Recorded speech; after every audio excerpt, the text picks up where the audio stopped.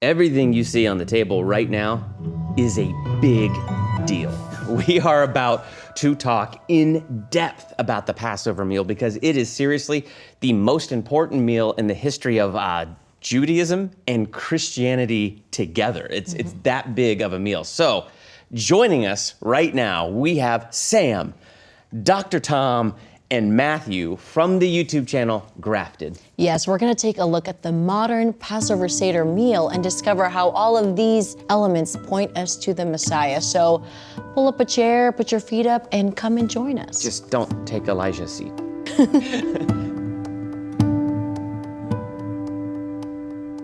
Hello, So hello. guys, it's so great to have you. Guys. Yeah, we're glad to be here. Well, first of all, I just want to introduce you to our very good friend, Matt Rudolph. Thank you for joining us, Matt. So Thank you. Yes. Guys. So we wanted Matt to join us because he's our Messianic Jewish good friend. He's a missional leader in the Messianic Jewish movement. He leads a Messianic discipleship school called The Greenhouse. Wow.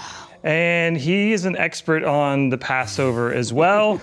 He's led many, many Seders throughout his life. And so what we really wanted to do was to demonstrate this unity of the family between Jew and Gentile, because that's really at the heart of the Passover meal. For sure. So we want to show that together. Yeah, and that's kind of the heart of what we try to do with Grafted too, is help bring unity to the family by showing the Jewishness of Jesus, and this is just kind of helping us portray that, show that right here at this table. So what we're going to do is, we're not going to do a full Seder because we would be here for hours. Right.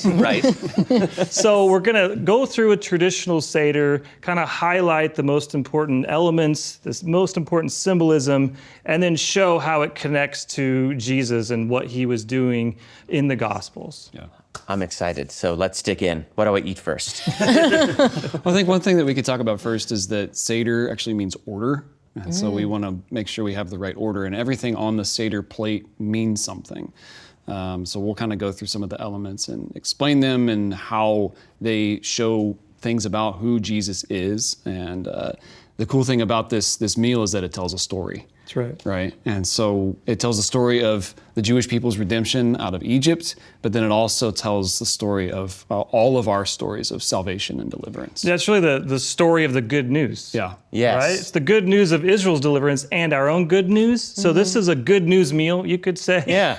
And so to have a traditional Seder, you usually follow what's called a Hagada, which is a great Hebrew word. Haggadah. Bless you. So, Matt, tell us a little bit about the Haggadah. What is a Haggadah? Yeah, the Hagada is So now you can already see there are different ways to pronounce Hebrew, right? And I know how to pronounce none of this. it literally means the telling. And it comes from this verse in Exodus chapter 13 and verse 8, and it says, "And you shall tell your son in that day, saying, this is done because of what the Lord did for me when I came up from Egypt." Yeah.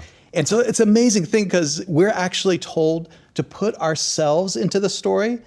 Each generation, when they tell the next generation about God's mighty deliverance, we tell the story as if we were there. Yeah. And so eating of these different elements, it's kind of like an ancient multimedia, multi-sensory thing where you're tasting different flavors and telling the story along with that, which is interesting because a lot of our memories are connected to our senses. So smells and taste. And so when we recall these things, we remember the story and we're able to pass it on from generation to generation. Yeah. Oh, yeah.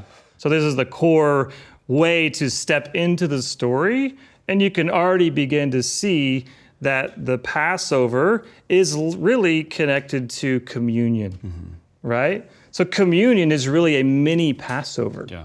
Wow. So what we're doing is a long version of communion. Yeah. What is communion? It's eating and drinking and remembering. Yeah. It's amazing. Wow. You know, when Jesus says, do this in remembrance of me, to the Jewish people, there's a commandment throughout the Hebrew scriptures to remember. We're commanded to remember. And it's one of the ways that we live out our faith before God. But the Hebraic idea of remembering is not just like thinking about the past, but it's you call to mind the mighty acts of God. So you bring them in front of you in order to act today. So it's eliciting a response in our hearts. That's good. So this is this interaction. It's eating, it's drinking, it's telling the story, it's talking together, it's doing life, and then with Jesus right in the center of it and his presence with us.